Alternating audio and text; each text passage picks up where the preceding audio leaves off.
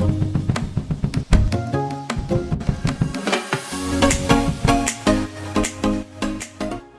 yun guys, lipat venue naman tayo.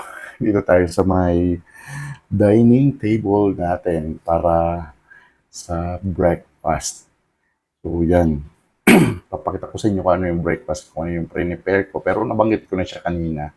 So it's oatmeal. Paano ko nga ba siyang piniprepare na healthy? Kasi wala na siyang sugar na nilalagay. So, yun. Tara, tingnan natin yung breakfast ko. So, ito siya guys. Instant oatmeal. Nilagyan ko na siya ng powdered milk, isang kutsara at saka mainit na tubig. So, niluto natin ng konti kanina. And then ngayon, lalagyan natin siya ng honey. Isang kutsarang honey lang para konting tamis lang pero natural. Diba? So, that's it. Okay. Balik na natin. Ubus na yung honey ko. Medyo ano yung boses natin ha. Halo-halo lang. And that's it. Guys, tara kain tayo.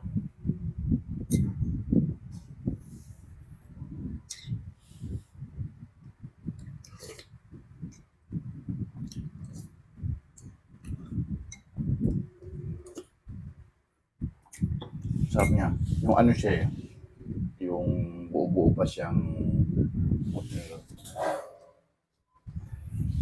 Ito guys, so, hindi siya yung durog. So, binili ko talaga is yung buong oatmeal. Tapos nung una, parang masanay ako na may gatas at saka sugar. Pero lately, dahil na tinatanggal ko na yung sugar, nagpalit ako ng honey. Minsan kumakain ako ng oatmeal at saka powder milk lang na walang honey. So, okay naman siya. So, ayun lang, naglagay ulit tayo.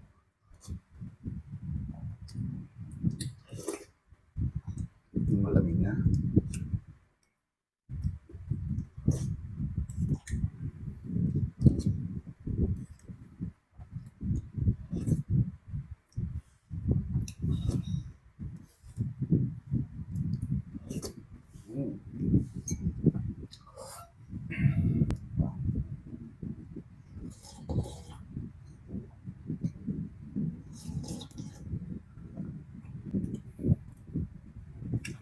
Para healthy.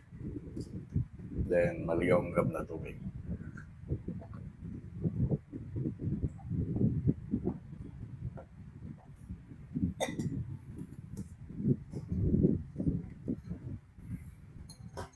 Time to check, it's 6:20 in the morning. So, after nito, ano tayo? Sabi ko nga, may konti akong labahan na binabad kagabi. So, gagawin ko rin siya ngayon. Siguro mga 8 tapos na ako. Or before 9. Para 9 is trabaho na tayo. Tapos live. Diba? Kasama yun.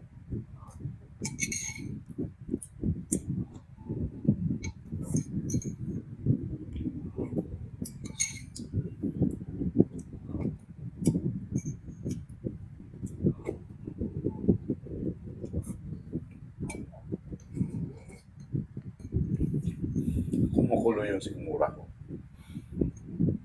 Kasi ano, hindi ako nag-rice kahapon kung maghapon. So, with bread, tapos, gano'n po, nag-noodles ako nung gabi. Nung morning, may natira pa akong bihon from the other day. So, yun yung inalmusal ko. Brunch na kasi 8 na pala ako gumising kahapon. So, malay na ako nakakain.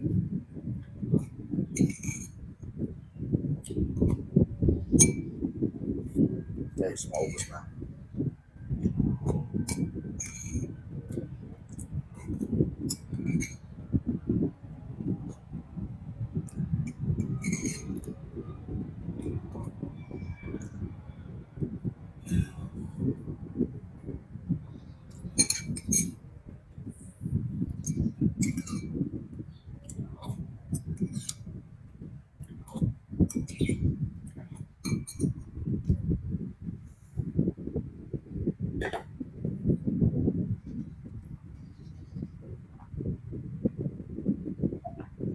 So yan guys, yan ang normal morning routine ko hanggang breakfast. So syempre, hugasan natin yung pinagkainan, then doon proceed na ako sa labahan ko mamaya.